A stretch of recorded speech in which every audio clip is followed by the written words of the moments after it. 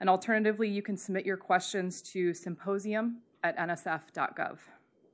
In addition, we have reserved room 2010, which is located down this main hall back here, for interviews following the formal remarks. This event is being recorded and will also appear on NSF YouTube following the event. You can join the conversation on social media using the hashtag #BlazarNeutrino, and you are invited to join an online AMA on Reddit, hosted by our partners at the University of Wisconsin, beginning after the press conference. With that, I would now like to hand it over to Dr. France Córdova, Director of the National Science Foundation. Please join me in welcoming Dr. Córdova.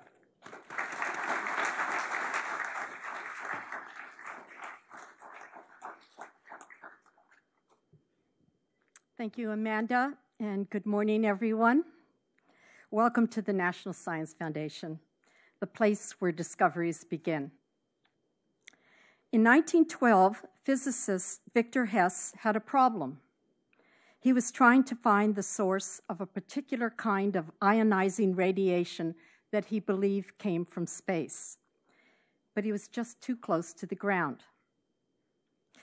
So Hess did what scientists and engineers have done throughout history. He devised a way to collect the information that he needed. Accompanied by what must have been some very patient friends, he began 2 years' worth of balloon ascents, taking electroscope measurements far above the ground. Just 9 years after the Wright brothers' first flight, in a small basket 5,000 meters in the air during a near total solar eclipse, Victor Hess found the first evidence of cosmic rays. For this discovery, he was awarded the Nobel Prize. As so often happens in science, Hess's findings raised new questions, opening the door to a mystery that has endured for more than a century. What are the origins of high-energy cosmic rays? In 2004, a group of researchers, supported by the National Science Foundation, also had a problem. They wanted to track high-energy neutrinos, elusive subatomic particles that travel the universe at almost the speed of light. High-energy neutrinos are incredibly hard to study. They have no electrical charge and are almost weightless, penetrating matter as they whiz across the cosmos. We can only see evidence of them when one happens to crash into the nucleus of an atom. If you had a detector the size of your body, you might register a collision between a high-energy neutrino and a nucleus in your body only once every 100,000 years. So like Hess, these researchers devised a clever solution. They created a cutting-edge laboratory in Antarctica, one of the harshest environments on the planet, and also the only place suited to this task. They constructed, with NSF funding, the IceCube Neutrino Observatory, which sits above a cubic kilometer of crystal clear ice that is permeated with over 80 long strings of sensitive equipment, a massive engineering undertaking. You can think of these strings like strings of pearls, in which every pearl is a digital optical monitor, like the one on this stage. And there are over 5,000 of them in this cubic kilometer of ice. Today, I'm proud to announce that using data gathered by NSF's IceCube, an international coalition of scientists has taken a major step towards solving the high-energy cosmic ray mystery, echoing Hess's spirit of innovation. They believe they may have identified at least one source, another galaxy billions of light years away, with an especially active nucleus known as a blazar. Blazars are powered by supermassive black holes and spew immense jets of mass and energy that can be the size of a visible galaxy. These jets accelerate cosmic rays and contain particle collisions that result in high-energy neutrinos. And as in all blazars, one of those jets points directly at us. This discovery will enhance our understanding about how the universe is built and behaves. We will better understand the nature of the universe's immense cosmic accelerators, which are far larger and more powerful than anything we could build on Earth. Despite all the progress we've made with particle accelerators, like the giant ones at CERN and Fermi-LAT, we still can't produce anything with nearly the energy of these cosmic particles. So we have to turn to the heavens to deepen our understanding of the highest energy processes. Creating NSF's IceCube was a difficult process, but the rewards have justified the investment and again demonstrate the importance of building entire ecosystems of basic research.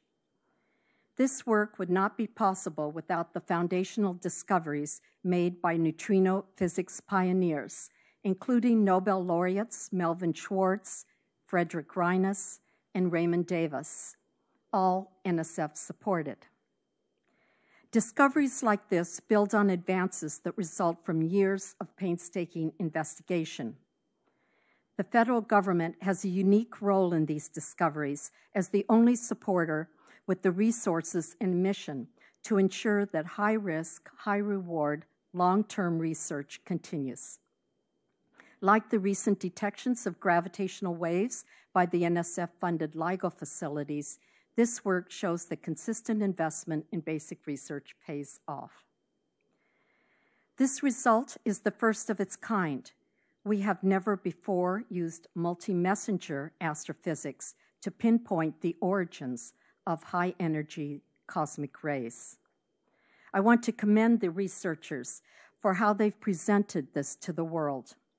The experimenters take care to quantify the statistical significance of the spatial and temporal coincidence of the high-energy neutrino detected by IceCube and a blazar flaring in gamma rays.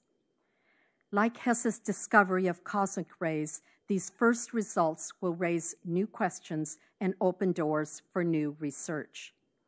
As in all good science, this is only the beginning, and that's exciting.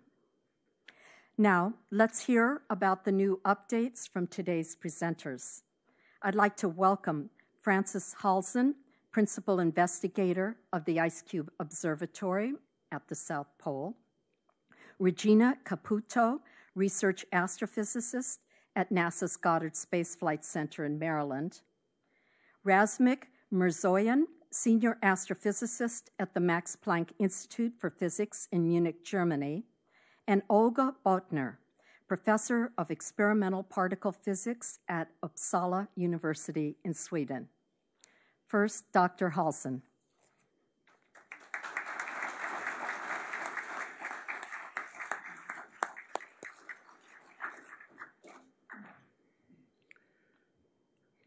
After the director's introduction, I think I should show a picture of Victor Hess, who just ascended to 17,000 feet without oxygen. He discovered cosmic rays, which are not rays, they are nuclei, mostly protons. And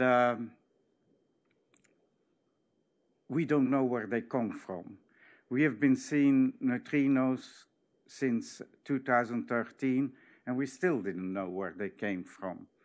It's one of the oldest open questions in astronomy, and of course the issue fascinates particle physicists because cosmic ray accelerators routinely accelerate particles to 10 million times the energy of the Large Hadron Collider beam in Geneva. So to track cosmic accelerators, that was actually always meant to be the flagship mission of IceCube. We transformed a kilometer cube of ice a mile deep under the geographic South Pole, under the Amundsen Scott National Science Foundation station, into a neutrino detector. And it's very simple. You fill a kilometer cube of ice with 5,160 light sensors, and you detect neutrinos. So this is a neutrino, an optical module, an optical sensor, starting a trip probably 2,400 meters deep, and that's the last time you see it. So why neutrinos? This is like a theorist image of a cosmic accelerator, a black hole of some kind, and it managed to transform some of its gravitational energy into accelerating particles. So there are accelerated protons because it's a cosmic ray source, and they will interact with the light in the galaxy and with the hydrogen and produce neutrinos. So the goal is to track cosmic ray sources by looking for neutrinos. And so they will point back, they're neutral particles, they will point back at the source. And on September 22 of last year, that's exactly what one neutrino did. And you can see it coming through the ice, lighting up the sensors. In fact, you don't see neutrinos. What you see here is a muon, which is a particle that was made by a neutrino somewhere to the right of the detector, and that streaks at the speed of light through the ice, lighting up the sensors by the blue light that it emits. So within 43 seconds, the computers at the South Pole captured these signals, reconstructed the energy and the direction of the track, and sent it for any telescope in the world that would be interested in it. This is the event. And so what we found out is that sometime later, if you look at the picture on the left, within 0.06 degrees, Fermi was aware of a source, an active galaxy, that actually was flaring. It had, in the last few months, increased its output, its power, by a factor of more than 6. Subsequently, the MAGIC telescope that detects the highest energy form of gamma rays that we detect in astronomy, detected that the source emit TV gamma rays. This is a very unlikely event. So by then this was interesting, and more than 20 telescopes, which are shown on this slide, looked at the direction of this event. So that's, however, only the beginning, because now we knew of an interesting place in the sky. Both Fermi-LAT collaboration and the IceCube collaboration, we have stored some 10 years of data on tapes and now disk. And we can go look back in this direction, and that's what we did. And while the event I'm talking about was dominated by essentially one 290 TeV neutrino, when we look back in our data, we found that in 2014, there was a flare in neutrinos, more than 12, that came in 150 days. When we measured the energy distribution, the energy pattern of the neutrinos, it's exactly that what we expect from cosmic accelerators. In fact, that's the same if true for the gamma rays in 2017 and 2014. So what did we discover? Well, we finally discovered one source of cosmic rays. It's a supermassive black hole that powers the accelerator and produces the neutrinos and the gamma rays subsequently detected. This is only the beginning, but through this campaign, we have collected an incredible amount of data on this source, and most important, we know it accelerates protons and not just electrons. So this is actually not the first time multi-messenger neutrino event occurred. It occurred in 1987 when a supernova exploded in our local neighborhood. But who could have guessed that we would stand here 30 years later and report a similar event with neutrinos that are 10 million times higher energy from a source that's 100,000 times further away in the universe. So to tell you the rest of this story, I like to introduce Regina Caputo, who is the analysis coordinator of the Fermi-LAT collaboration.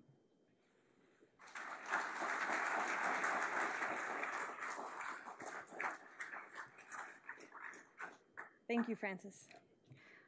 It's a privilege to be here today speaking on behalf of the Fermi Large Area Telescope collaboration, a collaboration of over 400 scientists from around the world who are constantly monitoring the gamma ray sky. So the object that we're talking about today, as you've heard a few times already, is a galaxy. And this particular galaxy has a very dense core at the center. And at that core is a supermassive black hole that's millions to billions the times of the mass of the sun. Now, it's surrounded by gas. And what you're looking at in this visualization is this central core of a galaxy. As we go in, you'll see this gas that gets gravitationally compressed into a disk and gets accelerated and swirled around this central black hole.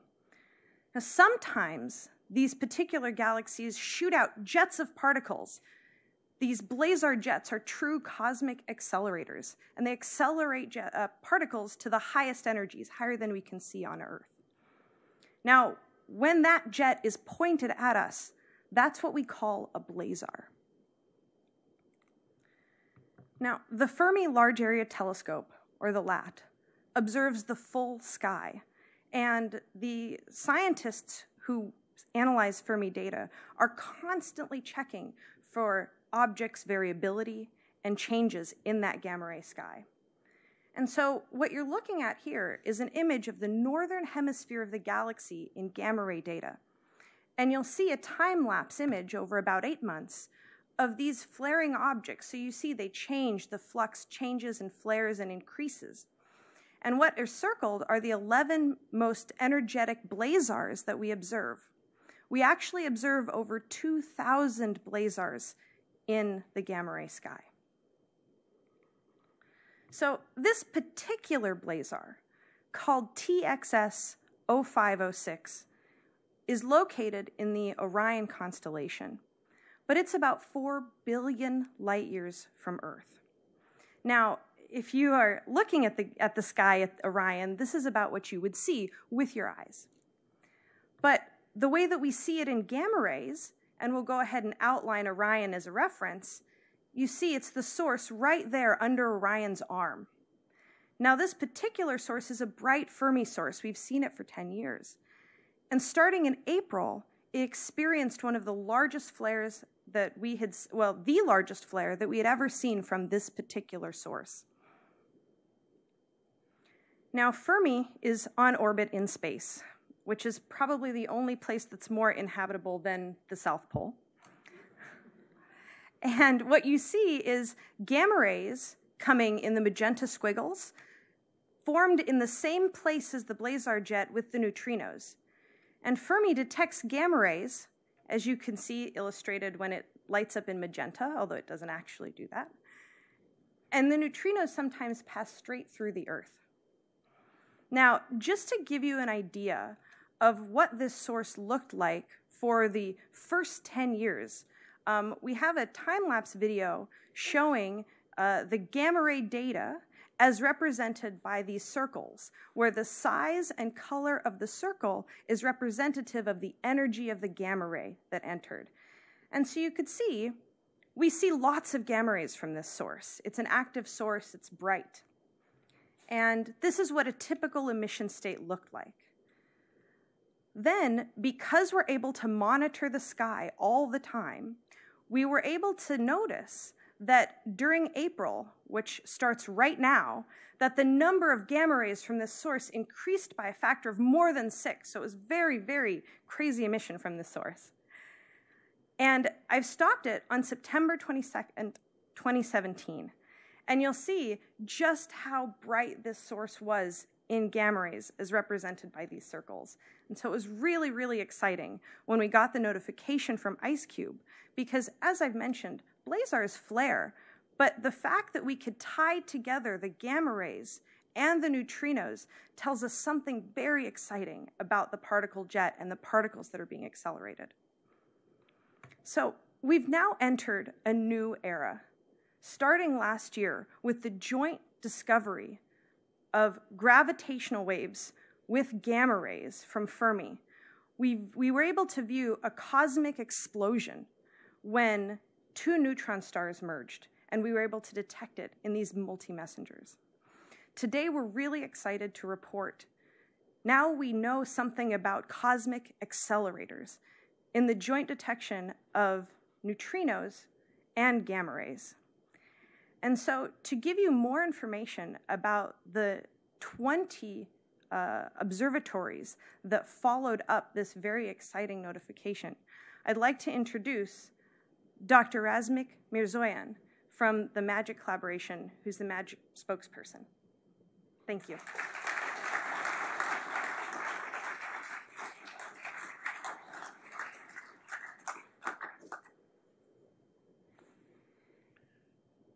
Good morning, ladies and gentlemen. I feel privileged to be today here and to talk from the name of the MAGIC collaboration and to talk about measurements done by MAGIC in this big event, in these multi-messenger detections.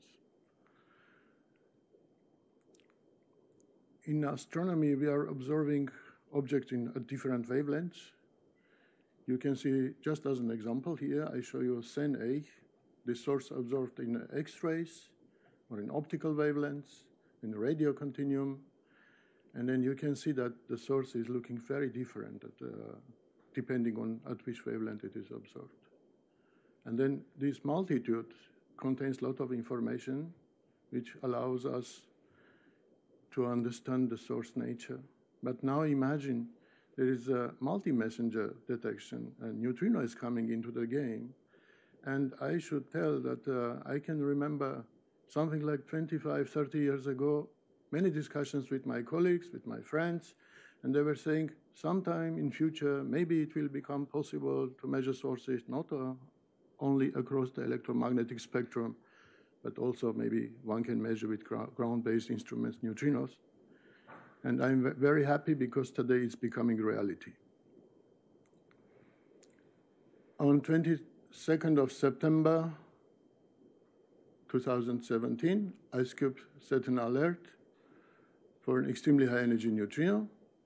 And a few days later, Fermi collaboration measured a signal from a particular direction, practically coinciding with the direction indicated by IceCube from an object with the name TXS 0.0506.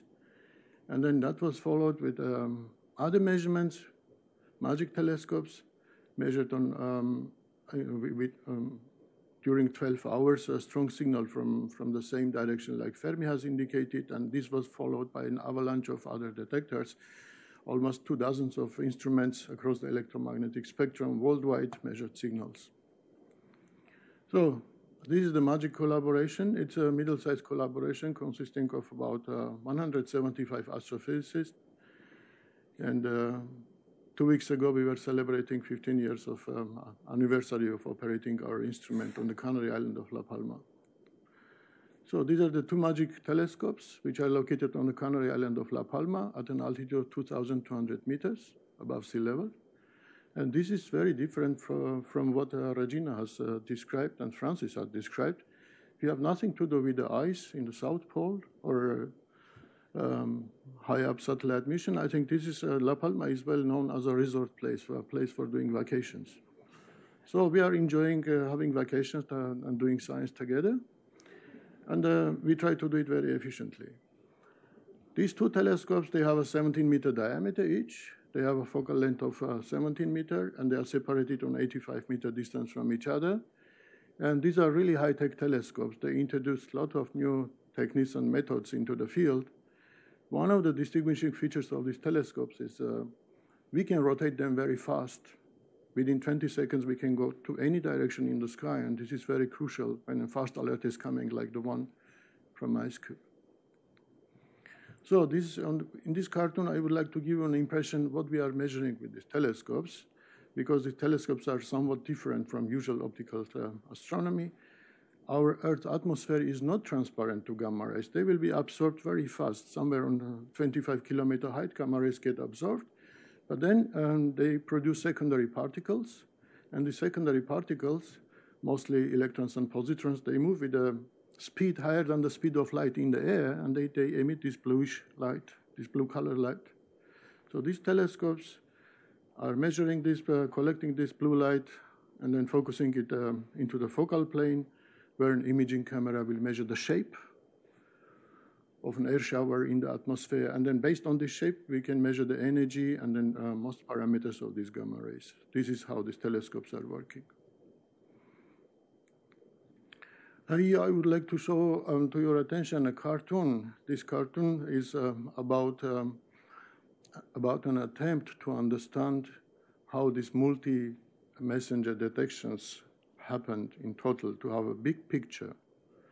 So for understanding this picture, I would like to tell you that today there will be published 7 papers devoted to this event, and I'm expecting that an avalanche of papers will follow in the next times. But from these 7 papers, 2 will be published in the Science magazine. There are 5 more papers. So this is an attempt of an accompanying paper from a magic collaboration, where we try to talk about blazar.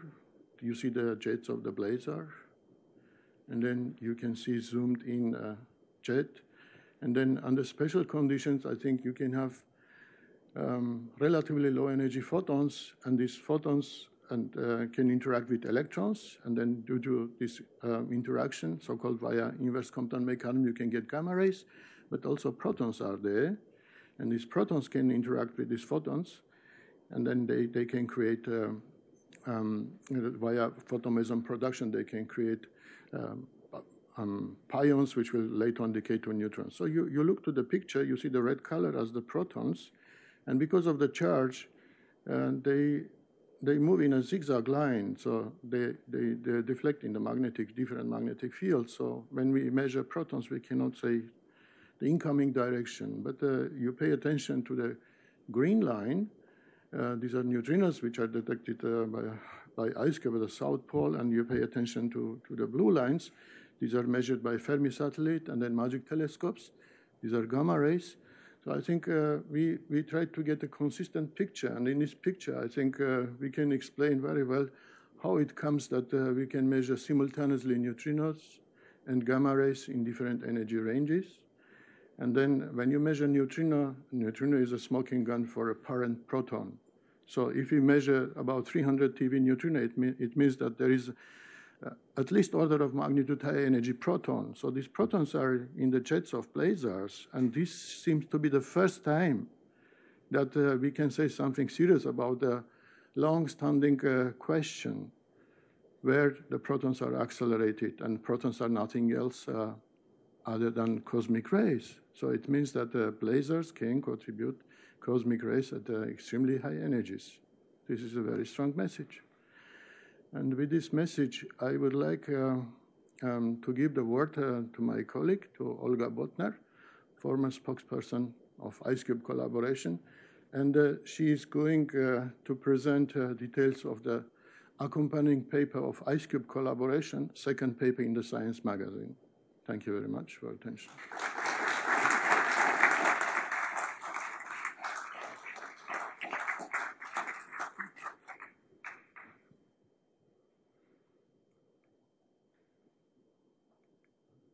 So it's a great pleasure for me to stand here in front of you on behalf of the IceCube collaboration. 300 scientists from 12 countries around the world on 4 continents, and most of them young and not gray-haired like Francis and myself. 300 sounds like a lot, but the number underscores the tremendous effort which has kept the dream of neutrino astronomy alive for the past 3 decades. From the tentative beginnings around 1990, to the proof of concept with the Amanda prototype array at the South Pole in 2001, to the breakthrough discovery of highly energetic cosmic neutrinos with IceCube in 2013, to today's exciting news, the first evidence for a source of such neutrinos. As you've heard several times today already, IceCube's September 2017 alert, in association with gamma-ray observations, pinpointed an astrophysical object named TXS 0506 and sometimes nicknamed the Texas source as the most likely source of these neutrinos. And what you are looking at on your right-hand side is a picture of the sky at radio frequencies at the position of the blazar. And you are, as it were, looking directly along the barrel of one of the blazar jets. That's the bright white spot at the center of the red blob. Now, intrigued by this association, we decided to look in our archival data to see if we could identify any more neutrinos coming at us from the position of this source.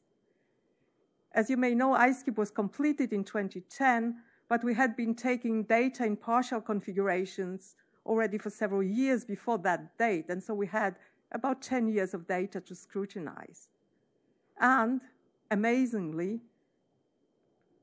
we discovered a neutrino flare centered on December 2014. During a period of 5 months, we observed 19 events where we expected about 6 events from cosmic ray interactions in the atmosphere. This is an additional bit of evidence indicating that the blazar is indeed a source of high-energy neutrinos. What I'd like to do now is to play a movie for you, a movie showing how the neutrino signal accumulates over the 5 months. So here goes. From nothing to a peak and disappearing again. And on your right-hand side, you see a timeline with the neutrino intensity as a curve and the arrow indicating the time interval of this movie. I want to just show you the intensity at the peak of the flare again. So this white spot, the bright spot in the center of this sky map at the position of the TXS is the neutrino flare.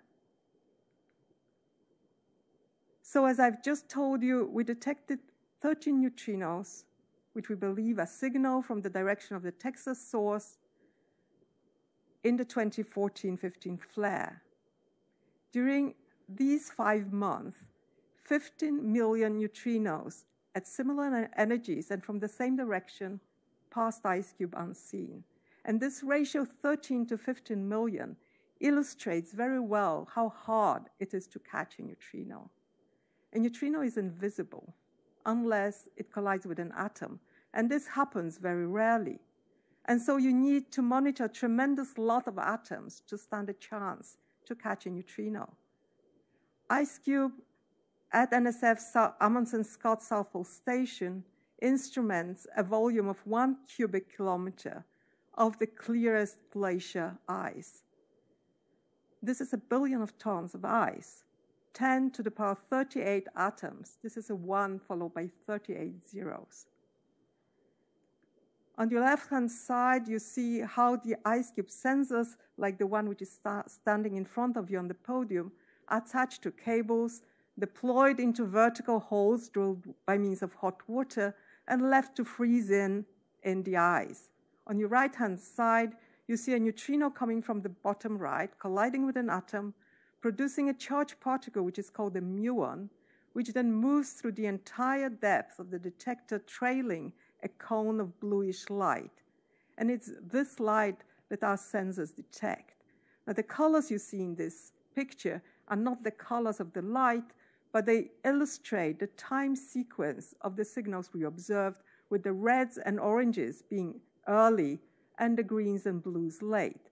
So as you can see for yourselves, from the time sequence, we can reconstruct the direction of the muon and hence the direction of the neutrino. So this is how we know that the neutrinos we observe come from the TXS source. In 2013, IceCube made a breakthrough discovery of a diffuse flux of highly energetic astrophysical neutrinos. Since then, we have observed a couple of hundred such events.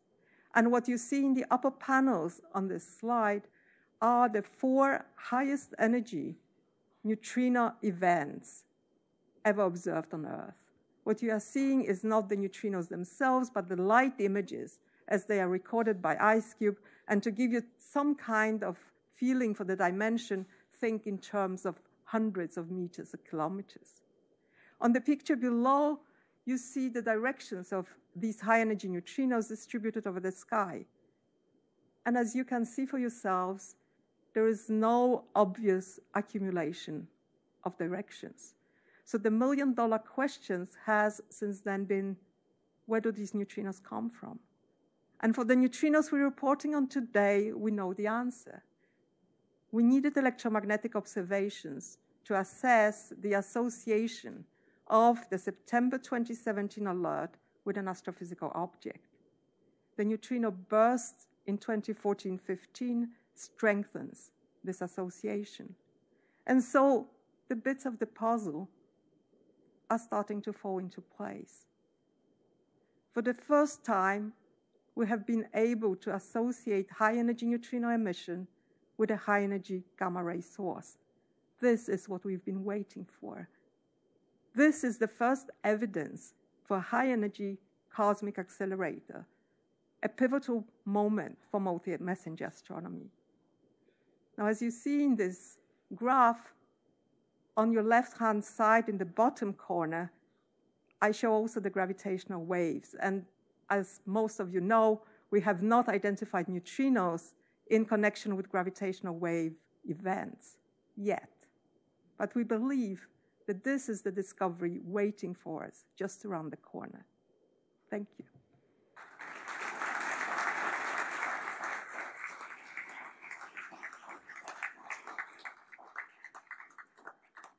Well, there you have it. So now we're open for questions.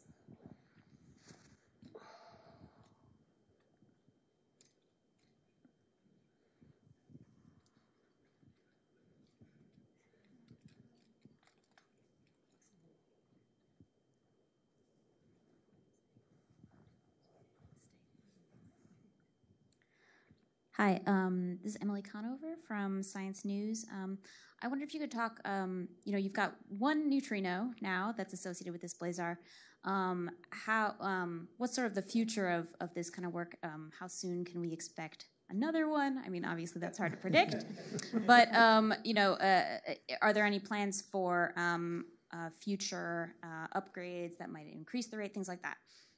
Okay, well, first I'll have Olga just clarify that there's actually more than one, and then ask Francis to address your question. Yeah. So just to make it quite clear, there is 2 papers published in Science. One is the paper about the 2017 alert, and this is one high-energy neutrino pointing at a spot in the sky. But then in our archival data, we have more than a dozen neutrinos coming at us from the same direction. So we have actually a handful of neutrinos from this object. And this is why we are confident that this is a source of neutrinos and a probable accelerator of high-energy cosmic rays.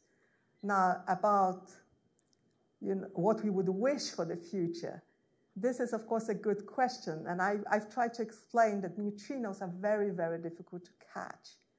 So, to get more, you need a bigger detector. And I let Francis continue on that. Well, the short, direct answer to your question is, you saw it actually on one of Olga's plots. In the last 9.5 years, we saw 2 bursts. And that's the only information we have right now to predict when we'll see the next one. The key, I think, is this source is very special because, why do we detect the first source 10 times further away where there are very nearby sources? And so the key is to find other sources that do this. And then hopefully you can beat this 2 times in 10 years time scale. But as usual, the work has just begun. Francis, are there plans, just following on that question, are there plans to make the IceCube observatory bigger? Of course. That's the answer she wants. And I'll just add to that, you also want to keep continuing to monitor other high-energy particles like gamma rays to have these joint detections, because so you want to continue to monitor the gamma ray sky as well.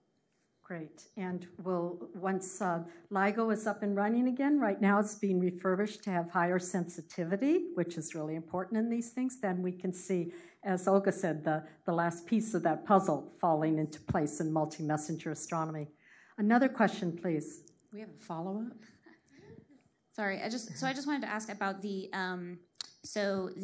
when you look back in the data and you see the neutrinos, this handful of neutrinos, is there any evidence of a gamma ray flare at the same time or anything like that? So there's 2 things you basically have to look for: the number of gamma rays and the energy of the gamma rays. And so at the time of the neutrino flare, we didn't see an increased number of gamma rays, but there is some evidence to indicate that we saw an increased energy in the gamma rays, because they're produced at the same time. The same process that produces neutrinos also produces gamma rays. That's why the energy is also important. So we didn't see an increase in the flux, which is why, and we didn't have an alert from IceCube, but also Fermi, all of the data is archived, so we can go back and look at the data and see what was happening at the same time. May I just add a sentence? I mean, this is actually very exciting, right? It's not clear-cut science. We are learning about the blazars as we go. They don't, it's not as it was predicted. It's not as we had expected. There's more things going on, and we are learning new things. So this is just the beginning. The physics of jets, just so you don't think that that's all been figured out, is really has a lot of mysteries in it. And this is another piece, as Olga's just said, of the puzzle of how do particles get accelerated to these tremendously high energies in these kinds of environments. And as I said in my opening remarks, this is so much higher energy than what we can produce on Earth in our best accelerators. Another question. Yeah, hi. Arthur Friedman, the UCO reporter. So I'm wondering, are the neutrinos traveling at the speed of light? And the other part of the question is, if they were in a gravitational wave, would the gravitational wave accelerate them even faster, or are they already at the maximum speed? I was just trying to understand the interaction if they were a part of a gravitational wave, but undetected so far. Francis? No, I mean, when we say they travel at the speed of light, of course, it was a major discovery in '98 that neutrinos actually have a small mass. But this mass is so small compared to the energies IceCube is observing, it's totally irrelevant. So neutrinos are basically like photons. And so there's no difference. I don't know if this answers your question. I'll give you an example of an event where we would see neutrinos and gravitational waves. And we are all waiting for it, as I said. 30 years ago, an explosion and a collapse of a star, unless it were perfectly symmetric, would produce gravitational waves. And we know that we can see neutrinos. So that's one case. The neutron-star merger, which is still on the screen, actually make jets. When they spiral in, a jet is formed, which is very similar, actually, in concept to what we are talking about here. And presumably, this source emits neutrinos in some similar mechanism than the blazars. And of course, the jet in that event was seen in gamma rays. So Razmik showed an illustration of the first cosmic neutrino detection of supernova 1987A, and we didn't have gravitational wave detectors at that time. So it's all just coming together as the technology increases and we have more opportunities to do these multi-messenger observations. Another question, please? So you're all ready to take an exam on this, you know what's... I have a question from the web. From the web, okay. In light of the breakthrough results from small-scale, high-impact experiments like QWEEK and EDGES, why does NSF invest in expensive projects like IceCube when the funds could support a wide range of smaller yet still impactful efforts? Well, I hope we're investing in both small tabletop experiments and these very large kind of experiments because they can detect different phenomena. But let me ask our observers here their thoughts about this question. I think this is your job. Okay. All right. Okay. No, the creativity that is out there is just immense. We recently had a call for information on what people were thinking about doing in the smaller line of experiments. And we got $10 billion worth of responses to that question of all kinds of imaginative experiments that can be done. So we just, as a country, need the will, the imagination to go after that and to invest in the creativity that's out there. Another question. Quite simply, why does this research matter? Okay. Mysteries matter, right? So a lot of us probably started out wanting to be detectives when we were very young, and I know that's what I wanted to be because mysteries captivate all. How many of you watch mysteries on shows? And that's and this is when you get to mysteries of the cosmos on a grand scale. That's really magic. And as we've been all talking about, our experimenters here, that this is one of the most, this is a mystery that's 106 years old about what's the origin of high-energy cosmic rays. Where do they come from? It's just, these are inconceivably high energies, as we've been saying, produced higher energies than we can even produce in these extremely wonderful big accelerators here on Earth. And going after those mysteries, whether it's dark matter, dark energy, the origin of cosmic rays, is what really science is all about, is uncovering the mysteries of nature. But I'll let my experimenters... I'd like to add to that, because actually learning about the universe and understanding nature is the basis of our societies. This is what we are building on. Right? If we're not curious about how nature works, how the universe works, we would still be living in caves and be afraid of the thunder, right? Mm-hmm. So, the fact that we want to understand nature and want to put to use our understanding to build the welfare of our societies, I think is a very, very important point behind the science we do. But I'd also add, I think it's twofold, because humans are naturally very curious and we need to ask these questions. But in the pursuit of answering these questions, we develop new technologies that has applications that we can only begin to understand through their development. When the electron was first discovered, we had no idea we could use it for electricity. And that's, what powers everything that we do. And so I think this even touches back on that initial question of why invest all this money when you could invest smaller amounts. And it's because sometimes the biggest breakthroughs require us to invest a lot in technology to answer the biggest questions.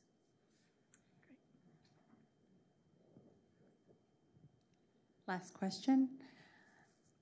What does this discovery mean for the future of astrophysics multi-messenger astrophysics, and NSF support for facilities and research? Well, I think this last slide that we have up here is just a perfect way of saying we haven't yet done the ultimate multi-messenger detection of using bringing together gravitational waves and particles and electromagnetic radiation. So we have exciting work there.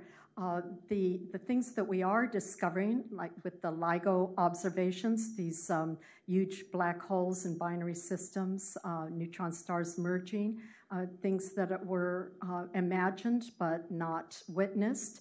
And so we have a tremendous amount that we don't yet know about the universe. Not only things like blazars we knew existed, and we knew that there were all sorts of mysteries connected with them. We hadn't confirmed the association yet with the cosmic rays and the high-energy neutrinos, and that's now been done and is announced today. But there are many other things that out there that we have no idea that even existed, as the LIGO observation showed. And so we have just much, much more to discover about our universe and our place in it. Again, Francis. Yeah, there's something that is rather difficult to explain, but and that hasn't been mentioned today, but we learned something from the diffuse flux of neutrinos that were discovered in 2013. In fact, that flux we detected is very large, which is difficult to imagine when you realize it's like one event per month or so. But if you look at the energy density, remember, for every neutrino that goes through, there are 100,000 we don't go through for the one we catch. So you look at the energy density in the high energy universe in neutrinos, it's roughly the same within a factor as the one in gamma rays. And these neutrinos come from proton sources. So I think this is going to make an impact and a serious rethinking of the way we understand the non-thermal universe. Yes. Wait 1 second for the microphone, please. Hi, I'm Dennis Ollier, a freelance science writer. Are there any other potential messengers out there besides the 4 that you have up in that package?